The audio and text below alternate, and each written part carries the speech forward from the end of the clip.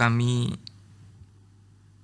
bersyukur ketika kami hari ini boleh diundang Tuhan dan meresponi undangan Tuhan untuk datang beribadah kepada Tuhan. Kami telah mengagungkan akan Tuhan, dan biarlah pengagungan kami berkenan kepada Tuhan dengan segala keterbatasan kami mengagungkan Tuhan. Tetapi biarlah itu memperkenankan akan hati Tuhan. Dan ketika hari ini kami akan kembali diajar Tuhan, belajar dari kebenaran firman Allah, berbicaralah kepada setiap kami, pribadi lepas pribadi, apapun kondisi kami ketika kami datang saat ini. Tetapi biarlah kami tidak malu dengan kondisi kami, tetapi kami terus memandang kepada Tuhan, dan firman-Mu itu menguatkan dan meneguhkan kami. Terima kasih Tuhan, di dalam nama Tuhan Yesus kami berdoa dan bersyukur. Amin. Silakan duduk, terima kasih dalam Tuhan. Shalom. Kita bersyukur hari ini kita boleh masuk di dalam minggu pertama di bulan Juli, dan sepanjang beberapa minggu yang lalu kita sudah bahas tentang khotbah Tuhan Yesus di bukit seperti itu. Dan hari ini kita masuk di dalam topik yang baru, dan kita landasi di dalam Matius pasal 8 ayat yang pertama sampai dengan ayat yang ke-17 dengan tema to trust and to entrust seperti itu. Bapak Ibu, ketika kita bicara tentang percaya dan mempercayakan, bahwa satu sisi kita percaya bahwa Tuhan itu sanggup menolong kita, tetapi sisi lain juga kita mempercayakan seluruh hidup kita kepadanya. Jadi bukan hanya sebatas percaya, tetapi kita mempercayakan seluruh hidup kita kepada Tuhan. Dan kita akan baca akan ayat firman Tuhan dari Matius pasal 8 ayat yang pertama sampai dengan ayat yang ke-17. Kita akan baca secara bergantian. Saya akan baca ayat yang ganjil, silakan Bapak Ibu membaca ayat yang genap nanti sampai dengan ayat yang ke-17. Demikianlah firman Tuhan. Setelah Yesus turun dari bukit, orang banyak berbondong-bondong mengikuti Dia. Penyakit kulit yang menajiskan datang kepadanya, lalu sujud menyembah Dia dan berkata, "Tuhan, jika Tuhan mau, Tuhan dapat mentahirkan aku." Yesus mengulurkan tangannya, menyentuh orang itu dan berkata, "Aku mau, jadilah tahir." Seketika itu juga tahirlah orang itu dari sakit kulitnya. Kata kepadanya, "Ingatlah, jangan memberitahukan hal ini kepada siapapun, tetapi pergilah, perlihatkanlah dirimu kepada imam dan persembahkanlah persembahan yang diperintahkan Musa sebagai bukti bagi mereka." Ketika Yesus masuk ke Kapernaum, seorang perwira datang kepada Dia dan memohon pertolongannya.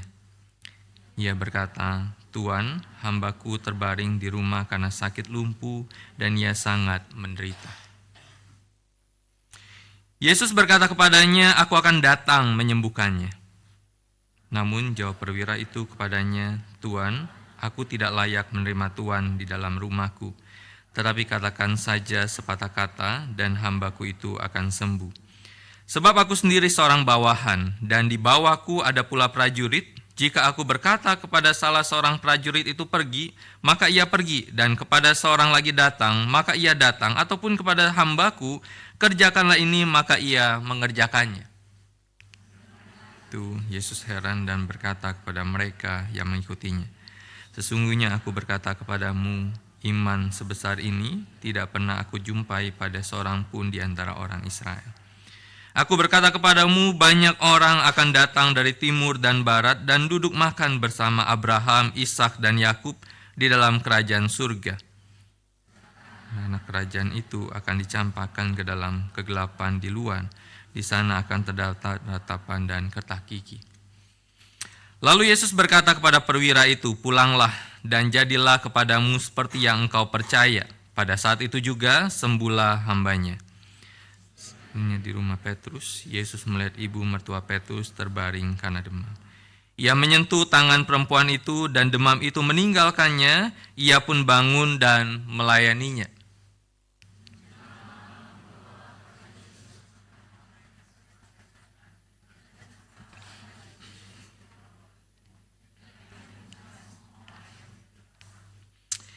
Hal itu terjadi supaya digenapi firman yang disampaikan melalui Nabi Yesaya. Dialah yang memikul kelemahan kita dan menanggung penyakit kita.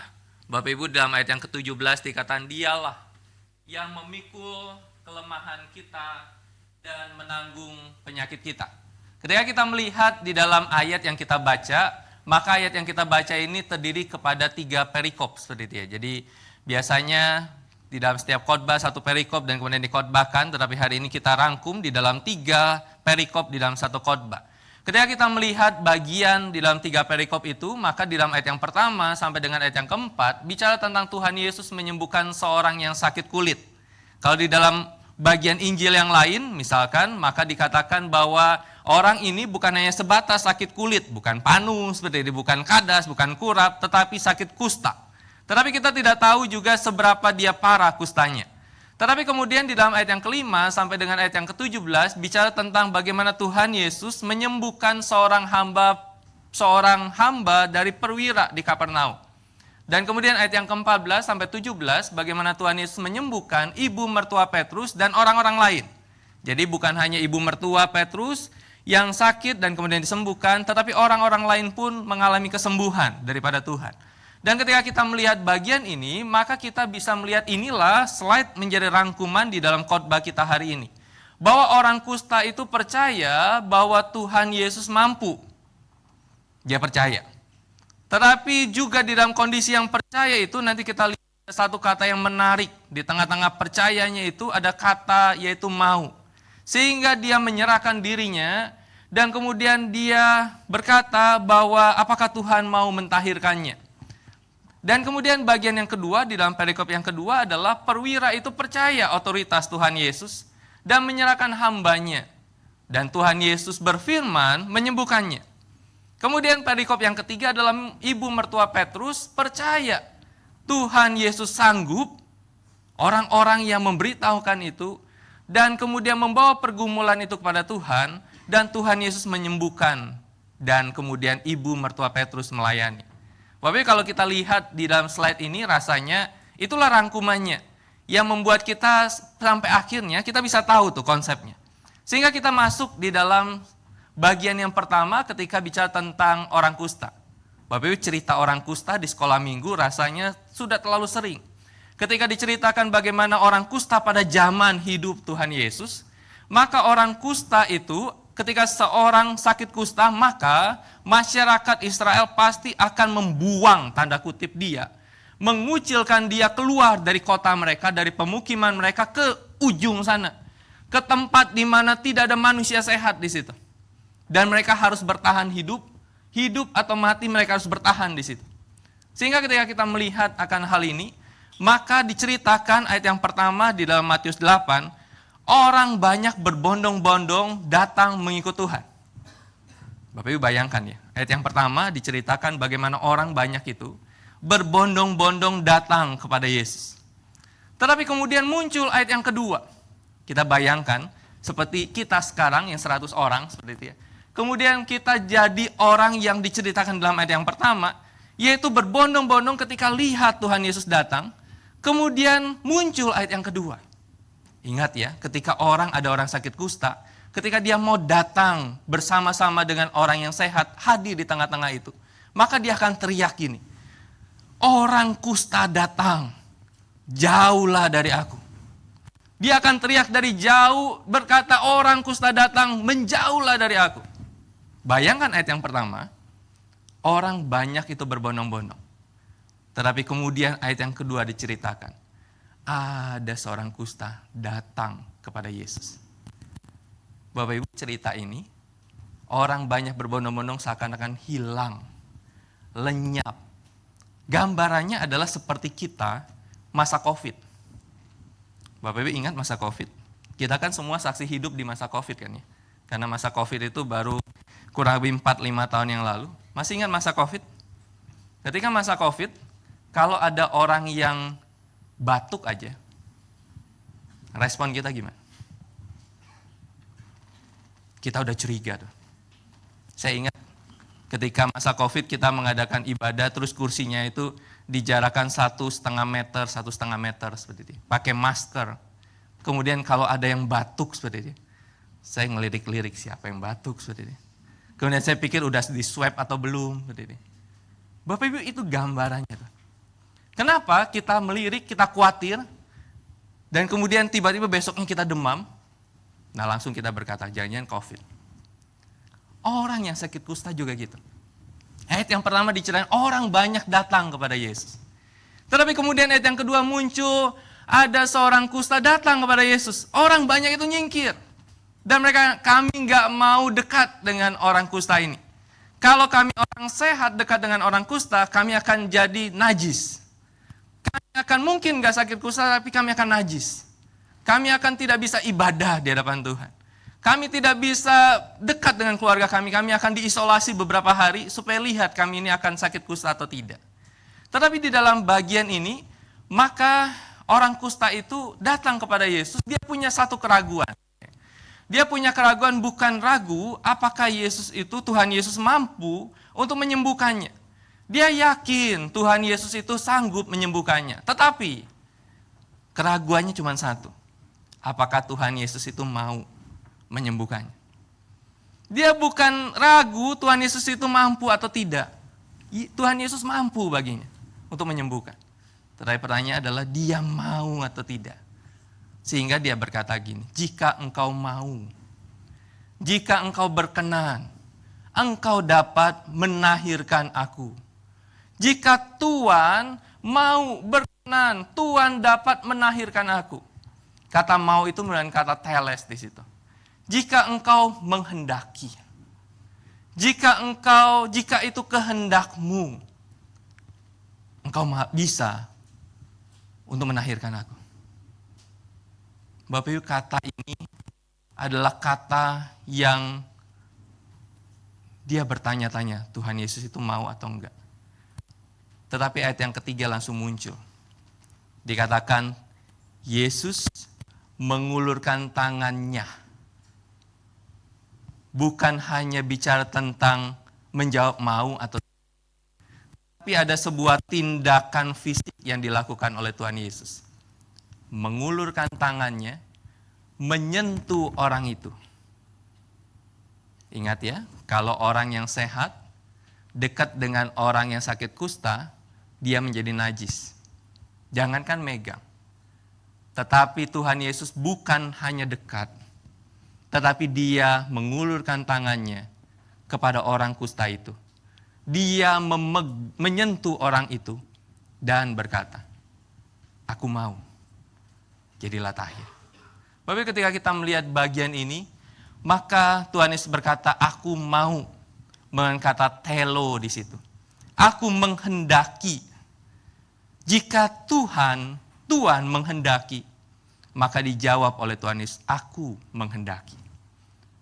Di dalam keraguan orang kusta itu bertanya-tanya, kira-kira Tuhan Yesus menghendaki tidak dia tahir. Kemudian Tuhan Yesus katakan, aku menghendaki engkau tahir, dan jadilah tahir. Bapak Ibu, orang kusta berkata, teles. Tuhan Yesus menjawab, teleo. Iman orang kusta itu bertemu dengan hatinya Tuhan Yesus. Tuhan Yesus tidak berhutang apapun kepada orang kusta itu. Dia bisa memilih seperti orang banyak yang menjauhkan diri, menghindarkan diri dari orang kusta itu. Dia tidak berhutang apapun. Dan orang kusta itu tahu Tuhan Yesus tidak berhutang apapun. Tetapi ketika dia tanya Tuhan mau enggak? Dan Tuhan Yesus jawab, aku mau. Bapak Ibu, di tahun 1998, seorang yang bernama Trace Emin itu mengadakan pameran.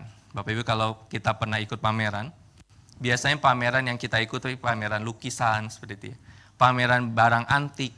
Tetapi kemudian Trace Emin ini di tahun 1998 mengadakan pameran yang karyanya yang terkenal. Yaitu dikasih judul My Bed, ranjangku. Jadi dia bawa ranjang tidurnya, yang bed covernya itu berantakan, yang spraynya itu masih berantakan. Kemudian di bawahnya itu ada sebuah kain seperti itu ya, di atasnya itu ada botol minuman keras, ada sisa-sisa rokok, ada bekas-bekas sisa-sisa makanan, dia pajang tuh jadi pameran. Ketika Bapak Ibu datang ke pameran itu, ketika orang banyak datang ke pameran itu akan bertanya gini, ngapain pameran seperti ini? Ngapain pameran untuk menyuguhkan sebuah ranjang yang berantakan dan kemudian tempat yang penuh dengan sampah-sampah itu? Mungkin kita akan berkata, orang-orang akan berkata, ngapain lihat ini? Tetapi Trase Emin berkata gini, my bed ini adalah ranjang di mana ketika aku mengalami namanya depresi, ketika aku mengalami sebuah situasi, aku begitu terpukul, aku begitu gagal, aku begitu tidak ada orang yang memperhatikan aku, dan aku hidup di dalam keterpurukan itu. Bapak Ibu, orang yang sakit kusta, dia hidup di dalam kesendirian, tidak ada yang peduli, tidak ada yang mau mengerti, tidak ada yang mau dekat, semua orang takut mendekatinya. Tetapi dia datang kepada Tuhan. Dan Tuhan berkata, aku mau sembuhkan kau. Bapak Ibu, hari ini mungkin kita datang kepada Tuhan dengan segala kondisi hati kita. Mungkin kita datang, saya tidak tahu bagaimana perasaan kita, kondisi kita, pergumulan kita. Saya nggak tahu. Tetapi mungkin kita datang kepada Tuhan hari ini di dalam kondisi yang tidak baik-baik aja. Bapak Ibu, saya tidak terlalu setuju ketika dalam ibadah ada orang yang berkata gini, mari jemaat yang kasih dalam Tuhan, kita tinggalkan sejenak permasalahan kita dan datang pada Tuhan. Bapak Ibu pernah dengar kalimat itu? Mari kita tinggalkan sejenak masalah kita, pergumulan kita dan datang sama Tuhan. Kalimat ini betul atau enggak? Kalau bagi saya nggak setuju. Kenapa? Seakan-akan ketika kita datang sama Tuhan, adalah seperti kondisi yang kita harus datang dalam kondisi berkata gini, Tuhan aku baik-baik aja loh. Bersyukur untuk berkat-Mu, bersyukur untuk kesehatan yang Kau berikan, bersyukur untuk anak-anak, bersyukur untuk segala hal yang baik yang Kau berikan. Padahal di belakang kita, yang kita tinggalkan itu masalah kesehatan, masalah pergumulan, masalah kuliah, masalah keluarga. Tetapi kemudian ketika kita datang sama Tuhan di dalam ibadah, kita berkata gini, Tuhan, aku harus baik-baik aja. Aku harus nggak boleh menunjukkan kondisi pergumulanku kepada Tuhan. Itu sama seperti orang ngadep pejabat. Ada protokolernya. Ada hal-hal yang boleh dan tidak boleh dilakukan. Menghadap pejabat itu harus pakai pakaian rapi. Kalau sendal jepit, kemudian petugas protokoler akan berkata gini, nggak boleh pakai sendal jepit, harus ganti sepatu pantofel. Sepatu pantoffelnya harus dicat lagi, disemir hitam, mengkilap. Harus pakai jas, harus pakai batik. Mukanya harus baik, nggak boleh cemberut. Nanti pejabat berkata rakyat susah, harus rakyat bahagia. Sehingga harus semuanya penampilan baik. Bapak jangan-jangan perkataan mari kita tinggalkan sejenak pergumulan kita mirip seperti kita berhadapan dengan jemaat, dengan pejabat. Tetapi Tuhan bukan seperti itu. Tuhan kita bukan seperti itu. Tuhan kita tidak berkata gini, bahwa aku mau cuma lihat kamu baik-baik aja. Aku nggak mau dengar pergumulanmu, karena aku sudah terlalu pusing dengan pergumulan manusia di dunia ini. Bagi saya, Tuhan kita enggak seperti itu. Tuhan kita enggak jauh dari orang-orang yang bergumul. Bahkan Tuhan berkata gini, mari kepadaku semua yang letih lesu dan berbeban berat. Aku akan datang kepadamu. Aku akan memberikan kelegaan kepadamu. Bahkan Tuhan Yesus dikenal sebagai sahabat orang berdosa. Sehingga Bapak Ibu, hari ini, mungkin kita datang kepada Tuhan dengan pergumulan kita, enggak apa-apa saya katakan. Mungkin kita datang ketika tadi di rumah kita baru bertengkar dengan suami, istri, baru marahin anak, baru marahin cucu. Jarang ya, nenek marahin cucu ya. Ya anggap aja orang tua marahin cucu, marahin anak. Kita baru di rumah sebelum berangkat kita baru berantem.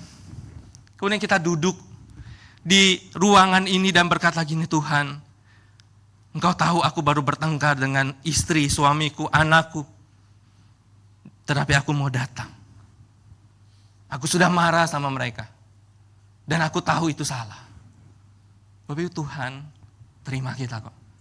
Kita nggak harus tinggalkan dulu, kemudian baik-baik aja di hadapan Tuhan. Sehingga hari ini mungkin kita datang pada Tuhan dengan segala pergumulan itu. Tetapi jangan ragu akan kasih sayangnya kepada kita. Berhenti terbebani oleh kekurangan kita. Tenggelamlah di dalam kasih dan anugerahnya kepada kita. Karena kita percaya kepada kuasa Tuhan Yesus. Kita menyerahkan hidup kita kepada kehendak dari Tuhan Yesus. Apapun, Dia siap menerima itu. Kemudian kita masuk di dalam perikop kedua. Ayat yang kelima sampai dengan ayat yang ke-13 bercerita bagaimana Tuhan Yesus menyembuhkan hamba seorang perwira di Kapernaum. Di dalam ayat yang ke-6 dikatakan, hambaku terbaring di rumah karena sakit lumpuh dan dia sangat menderita. Alkitab tidak bercerita bagaimana atau berapa lama hamba dari perwira ini sakit lumpuh. Nggak diceritakan. Kita nggak tahu sakit lumpuh itu karena stroke misalkan gitu ya. Sakit lumpuh itu karena ketabrak kuda misalkan. Kita nggak pernah tahu. Atau sakit lumpuh itu karena kalah perang dan kemudian terluka dan kemudian nggak bisa jalan. Kita nggak diceritakan itu. Tetapi Alkitab cerita bahwa hamba dari perwira ini sakit lumpuh. Dan dikatakan, ia sangat menderita. Bapak Ibu, kata sangat menderita itu bicara tentang sedang terus menerus mengalami siksaan bukan sesaat. Tetapi di dalam waktu yang panjang. Kita tidak mendengar Alkitab bercerita bagaimana perwira itu berupaya untuk mengobati dari hambanya. Tetapi bagi saya, kalau dia begitu peduli pada hambanya, dia akan berupaya untuk hambanya itu sembuh. Dengan berbagai macam cara. Perwira itu betul-betul menyayangi pelayannya. Dan dia ingin melihat pelayannya itu sembuh. Dan kemudian dia datang kepada Tuhan, dan ayat yang ke-7 itu sebenarnya solusi. Ayat yang ke-7 dikatakan Yesus berkata kepadanya, kepada perwira itu, aku akan datang menyembuhkannya. Sudah solusi belum? Solusi dong. Ada masalah? Seorang hamba perwira sedang sakit, lumpuh, dia sangat menderita, Tuhan Yesus dengar, kemudian dari perkataan dari perwira itu, Tuhan Yesus meresponi dengan dia mau datang dan menyembuhkan. Tuhan Yesus tidak bilang gini, aku akan datang dan besuk dia. Aku akan datang dan bawa parsel buah untuk dia, supaya dia lebih sehat. Aku akan datang ke rumahmu dan kemudian aku akan mendoakan dia supaya Tuhan sembuhkan dia. Enggak. Tetapi Tuhan berkata gini, aku akan datang dan menyembuhkannya. Bapak Ibu, ini sebenarnya solusi, sebenarnya perikop ini sudah selesai di titik ini. Karena udah ada solusi. Tetapi ternyata respon dari perwira itu apa? Dia bilang gini, Tuhan, aku tidak layak menerima Tuhan di dalam rumahku. Tetapi katakan saja sepatah kata dan hambaku itu akan sembuh. Ini udah ada solusi. Tuhan mau datang ke rumahnya. Menyembuhkannya. Perwira ini katakan gini, aku nggak layak menerima Tuhan di rumahku. Dan kata lain bahasa pasarnya bilang gini, Tuhan Yesus nggak perlu datang repot-repot ke rumahku. Bapak Ibu, kita bisa bayangkan kalau suatu hari ada anggota keluarga kita yang sakit. Dan kemudian ada seorang dokter yang sangat baik, sangat hebat, sangat terkenal, sangat sibuk. Kalau kita buat jadwal untuk periksa ke dia harus jadwalnya 6 bulan sebelumnya. Kita harus daftar. Dan kemudian tiba-tiba dokter itu telepon kita. Dia tahu keluarga kita sakit dan kemudian dia bilang gini, besok saya mau datang. Saya mau lihat akan anggota keluargamu yang sakit. Respon saya gimana? Yang seharusnya berobat 6 bulan baru daftar, kemudian 6 bulan kemudian baru diperiksa oleh dokter itu. Tetapi kemudian dokter itu bilang gini, saya mau datang besok. Kira-kira saya senang atau enggak? Senang lah. Kita bilang, jangan besok, hari ini aja. Datang aja. Itu yang dilakukan oleh Tuhan. Tetapi perwira itu bilang gini, aku enggak layak untuk menerima Tuhan di dalam rumahku. Aku tidak layak bicara tentang aku tidak memenuhi syarat. Bapak Ibu, kita kembali berpikir, apa syarat sehingga perwira itu merasa bahwa dia tidak memenuhi syarat? Bukankah dia ini perwira, seorang pemimpin, seorang yang memiliki sekitar 100 prajurit di bawahnya, seorang yang memiliki kekuasaan, seorang yang dihormati, seorang Romawi, bangsa yang adidaya waktu itu. Dan pasti rumahnya pasti sangat layak. Tetapi dia katakan gini, aku nggak layak terima Tuhan di rumahku. Ketidaklayakan bukan bicara tentang ketidaklayakan karena rumahnya nggak bagus. Ketidaklayakan bukan ketidaklayakan karena dia merasa bahwa rumahnya itu tidak layak menerima Tuhan. Tetapi ketidaklayakan saat dia berhadapan dengan otoritas Tuhan. Yesus sebagai orang yang berdosa. Bapak Ibu, Tuhan Yesus adalah Tuhan yang berotoritas. Sehingga perwira itu berkata gini, katakan saja sepatah kata hambaku itu akan sembuh. Dia tahu Tuhan Yesus nggak perlu datang, nggak perlu repot-repot datang, di dalam otoritasnya hanya berkata satu kata saja, maka hamba yang terbaring di dalam sakit itu pasti akan sembuh. Saat Tuhan Yesus sudah berfirman, hasilnya sudah pasti terjadi. Ketika Tuhan Yesus berkata, dia sembuh, maka dia pasti sembuh. Sehingga Bapak Ibu di dalam ayat yang ke-13, kita baca sama-sama ya. 1, 2, 3. Lalu Yesus berkata kepada perwira itu, pulanglah dan jadilah padamu seperti yang engkau percaya. Pada saat itu sembuhlah hambanya. Jadilah padamu seperti yang engkau percaya. Pisteuo, yang engkau percaya, yang engkau taruh imanmu, yang engkau mempercayainya, yang engkau bersandar dan mengandalkan, yang engkau menaruh keyakinan penuh, jadilah itu. Bapak Ibu, ketika kita melihat bagian ini, ayat yang ke-10 itu, ketika saya baca Alkitab, rasanya sangat jarang ketika dimunculkan tulisan Yesus heran.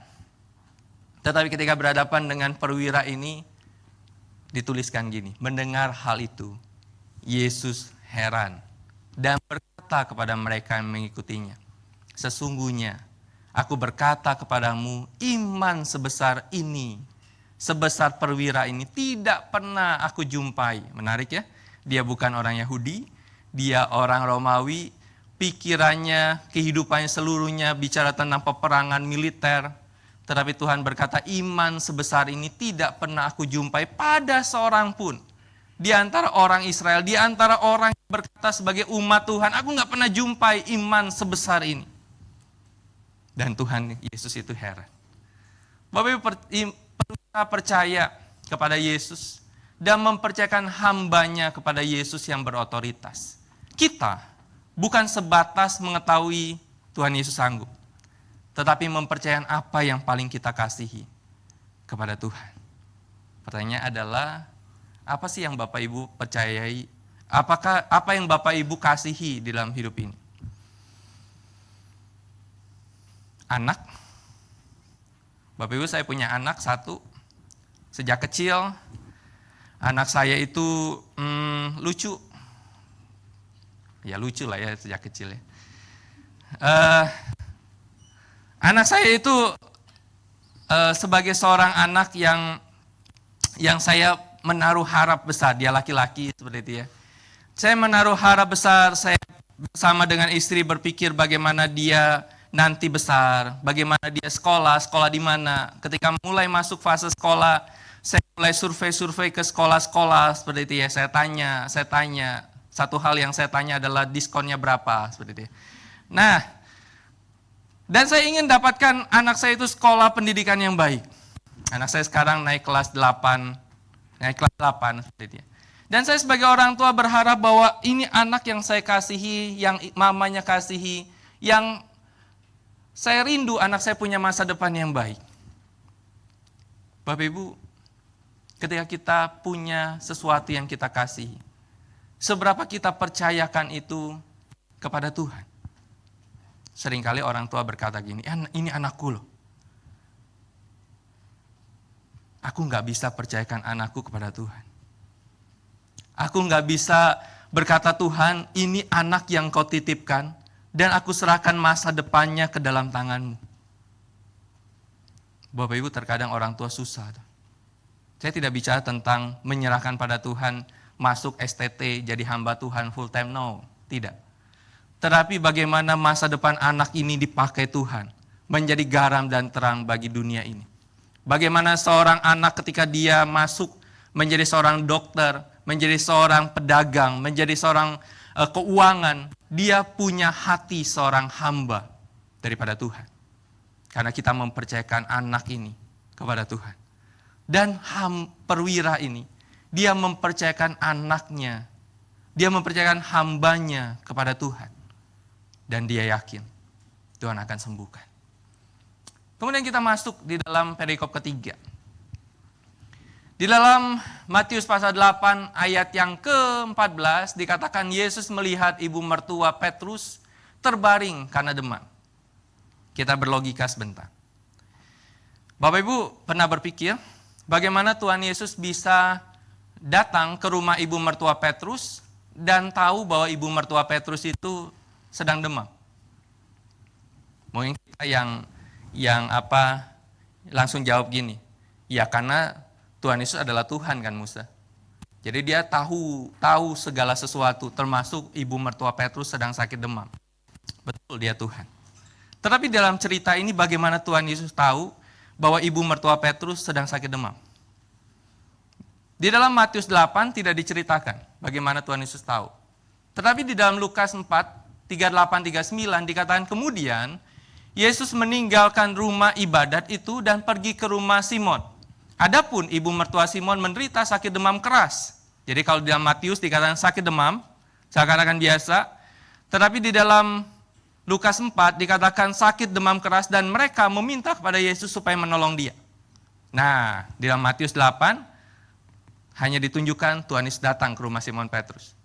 Di dalam Lukas 4 ada muncul kata mereka meminta kepada Yesus supaya menolong dia. Pertanyaannya adalah siapa mereka itu? Maka kita temukan di dalam Markus pasal pertama 29-31 bahwa Yesus dengan Yakobus dan Yohanes pergi ke rumah Simon dan Andreas, ibu mertua Simon terbaring karena sakit demam. Mereka segera memberitahukan kepadanya keadaannya kepada Yesus. Maka kita bisa tahu mereka yang dimaksud di dalam Lukas adalah mereka yang dimaksud di dalam Markus, yaitu Yakobus dan Yohanes. Hingga kita tanya, Matius 8, bagaimana Tuhan Yesus bisa tahu bahwa ibu mertua Petrus itu sedang sakit? Karena ada orang yang memberitahukan, yaitu Yakobus dan Yohanes yang tahu Tuhan Yesus pasti sanggup menyembuhkan. Dan kemudian mereka memberitahukan kondisi dari mama atau ibu mertua dari Petrus. Sehingga ketika kita melihat bagian ini, Yesus melihat ibu mertua Petrus terbaring karena demam.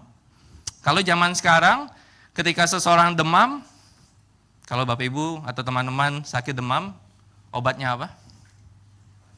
Paracetamol. Nah. Kalau Albert, kalau demam sakitnya obatnya apa? Hah? Oh ya. Oke. Kalau saya masih hidup di dalam zaman di mana, di dalam zaman kayaknya saya purba benar ya. Saya hidup di dalam masa kecil di mana kalau saya sakit, mama saya itu punya obat satu. Kerokan. Kerokan itu kalian masih tahu kerokan nggak sih? Masih kan ya? Kerokan itu di belakang dikerok pakai uang, pakai minyak angin, minyak kayu putih, saudara ya. Sehingga akhirnya mama saya bilang gini, sakit apapun, kalau demam itu masuk angin, kalau masuk angin kerokan, kalau udah kerokan sembuh. Pokoknya kerokan dah. Sehingga belakang saya kalau habis kerokan itu tulangnya muncul semua di badan. Jadi Bapak Ibu ketika kita melihat bahwa zaman ini, zaman sekarang kalau sakit demam, paracetamol, kerokan, istirahat. Tapi zaman itu dikatakan ibu mertua Simon Petrus ini demam yang keras. Sakit demam keras. Demam itu menguasai seluruh tubuhnya. Jangan tanya berapa suhu tubuh panasnya itu berapa. Nggak ada temperatur waktu itu. Kemudian menguasai seluruh tubuhnya bukan hanya gejala ringan, tetapi demam yang sangat tinggi atau berat. Dan saya yakin keluarga saat itu sudah berupaya untuk mengobati akan ibu mertua Petrus. Tetapi hasilnya nihil. Kalau hasilnya tidak nihil berarti tidak perlu disembuhkan. Tetapi karena hasilnya nihil, maka Yakobus dan Yohanes memberitahukan itu kepada Tuhan. Yakobus dan Yohanes percaya bahwa Tuhan Yesus sanggup menyembuhkan, sehingga mereka memberitahukan kondisi ini kepada Tuhan, dan Tuhan segera datang dan menyembuhkan ibu mertua Petrus. Bapak, banyak orang di dalam hidup ini percaya kepada Tuhan, percaya Tuhan sanggup. Tetapi seberapa banyak orang tetap memikul sendiri permasalahannya.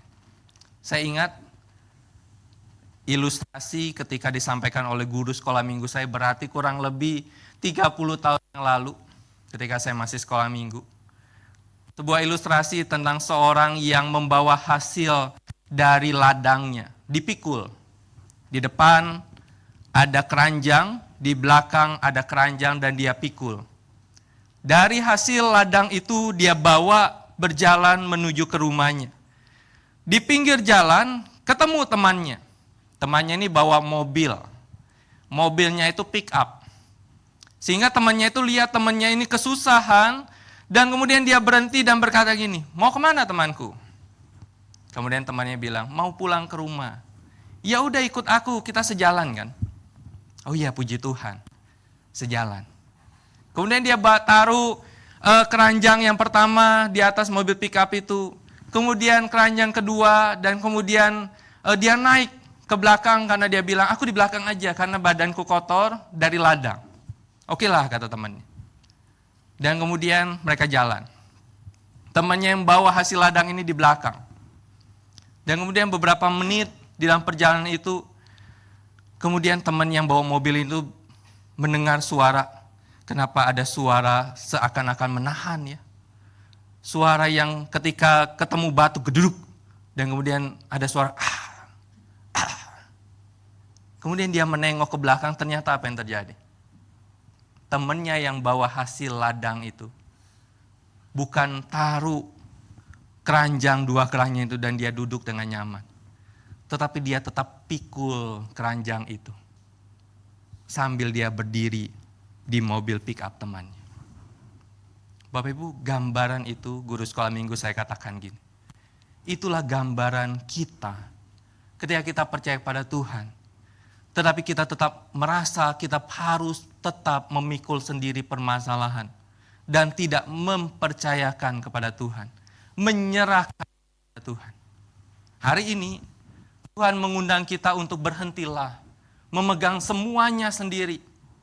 Seakan-akan kalau bukan kita, gak ada yang bisa. Tetapi serahkan itu kepada Tuhan. Bukan hanya percaya kepada Yesus, tetapi juga mempercayakan segala sesuatu kepadanya. Bapak Ibu, pertanyaannya adalah, seberapa kita menyerahkan segala sesuatu kepada Tuhan? Apapun. Tangan kita itu diciptakan Tuhan hanya 2, dengan 10 jari. Permasalahan kita pasti lebih daripada 2. Tuhan itu menciptakan kaki kita itu sepasang. Tetapi perjalanan yang kita lewati dan jalani pasti tidak cukup dengan kaki yang sepasang. Otak yang Tuhan kasih itu adalah otak kanan dan kiri. Yang mungkin orang berkata, saya bisa menyelesaikan masalah dengan saya berpikir. Tetapi otak kita yang kanan dan kiri ini terbatas. Dan apa yang Tuhan ingin katakan? Apakah mempercayakan segala sesuatu kepadaku? Dan setelah itu ibu mertua Petrus disembuhkan, maka dia bangun dan melayani. Ketika kita mempercayakan hidup kepada Kristus, mengalami karyanya, respon yang tepat bukan hanya bersyukur, tetapi kita hidup untuk melayani Tuhan. Mujizat itu tidak berhenti pada kesembuhan. Mujizat menghasilkan kehidupan yang dipersembahkan bagi Tuhan. Bapak Ibu, ada sebuah lagu yang ditulis oleh Eni, yaitu judulnya Ya Tuhan Tiap Jam. Ada lagu ini di Kidung Jemaat. Bapak Ibu tahu lagu Ya Tuhan Tiap Jam? Ada yang tahu? 1, 2, 3, 4, 5, 6, banyak lah ya. Nah, Eni ini adalah seorang perempuan yang sangat baik di dalam literatur. Dia suka tulis, dan kemudian suatu hari dia berjemaat di sebuah gereja. Ternyata gembalanya itu adalah seorang yang bisa membuat notasi lagu seperti itu. Dan kemudian gembala ini menyadari kemampuan Eni dan berkata gini, En, kamu buat aja akan bait-bait lagu. Nanti aku akan bantu untuk menyanyikannya atau menadakannya. Dan banyak lagu yang dia buat. Dan salah satu lagunya adalah lagu ini, Ya Tuhan Tiap Jam. Bapak Ibu, ketika lagu ini disampaikan kepada jemaat dan dinyanyikan, banyak orang terberkati. Bagi Eni, ya puji Tuhan seperti itu ya. Bahwa dia bisa diberikan hikmat oleh Tuhan membuat teks lagu dan kemudian dibuat lagu. Tetapi di tahun 1888, ketika lagu itu sudah selesai bertahun-tahun lalu, dinyanyikan oleh banyak orang Kristen sepanjang beberapa tahun itu. Bagi Eni itu sesuatu yang biasa, nggak ada hal yang spesial di dalam lagu itu sama seperti lagu-lagu yang lain. Tetapi di tahun 1888, dia mendapati sebuah fakta bahwa suaminya meninggal karena kanker. Sehingga ketika bayangan kesedihan dan kehilangan yang besar menyelimuti hidupnya karena kehilangan sang suami, lagu itu seakan-akan Tuhan menjawab Eni berkata gini, En, lagu ini yang pernah kau tulis bertahun-tahun lalu, yang memberkati dan menguatkan banyak orang Kristen selama beberapa tahun ini. Lagu inilah yang aku akan gunakan di tengah-tengah segala pergumulan, kehilanganmu atau suamimu. Bapak Ibu, sehingga Eni bersama dengan anak perempuannya, mereka pindah kota dan mereka terus dikuatkan oleh Tuhan. Lagu ini, bait pertama, inilah teksnya. Ya Tuhan, tiap jam, aku memerlukanmu, Engkau yang memberi kesejahteraan penuh. Setiap jam ya Tuhan, di Kau kuperlukan. Aku datang juru selamat, berkatilah. Bapak Ibu, biarlah lagu ini kita nyanyikan bersama sebagai sebuah doa kita. Saya nggak tahu apakah kita seperti seorang yang sakit kusta yang dijauhi oleh orang dan kita bertanya seperti ini, Tuhan mau nggak sih menolong aku? Saya juga tidak tahu apakah kita seperti seorang perwira yang tahu ada orang yang kita kasih yang sedang sakit, yang sedang bergumul. Kita datang pada Tuhan, Tuhan cukup di dalam otoritas-Mu, katakan, tolong hambaku itu, dan dia pasti akan sembuh. Atau mungkin kita seperti Yakobus dan Yohanes, yang dipakai Tuhan untuk memberitahukan kondisi dari ibu mertua Petrus. Kita menjadi para pendoa di hadapan Tuhan, untuk mendoakan orang-orang yang kita tahu sedang bergumul dengan pergumulan. Kita nyanyikan pujian ini, Ya Tuhan tiap jam.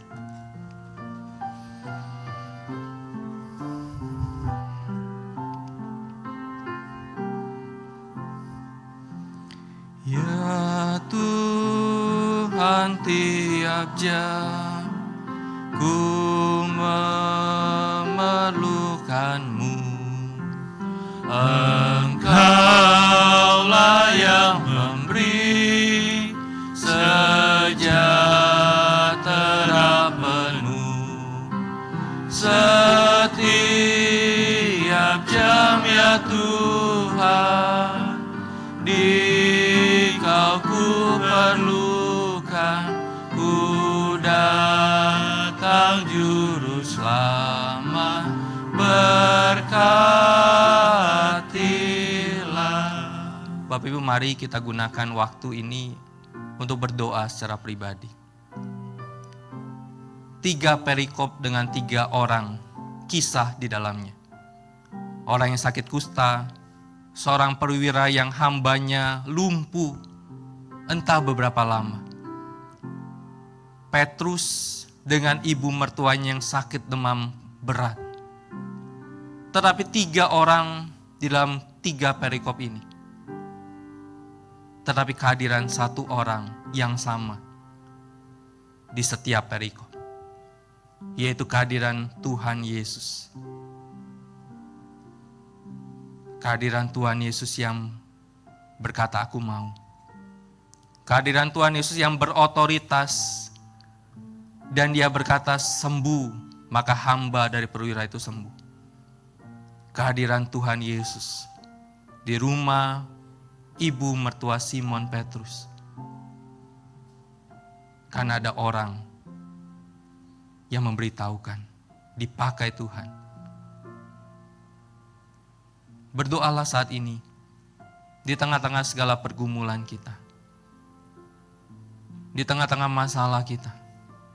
Tuhan tidak menyuruh kita ketika kita ibadah, tinggalkan sejenak masalahmu. Tidak. Tetapi Tuhan berkata, bawa masalahmu kepadaku.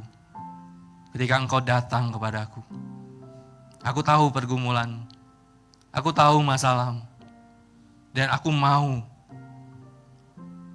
untuk memulihkan. Berdoalah. Berdoalah. Atau mungkin kita dipakai Tuhan untuk mendoakan orang lain. Kita tidak ada masalah, tidak ada pergumulan yang berat, tetapi kita tahu ada orang-orang yang bergumul, dan kita dipakai untuk berdoa dan mendoakan mereka.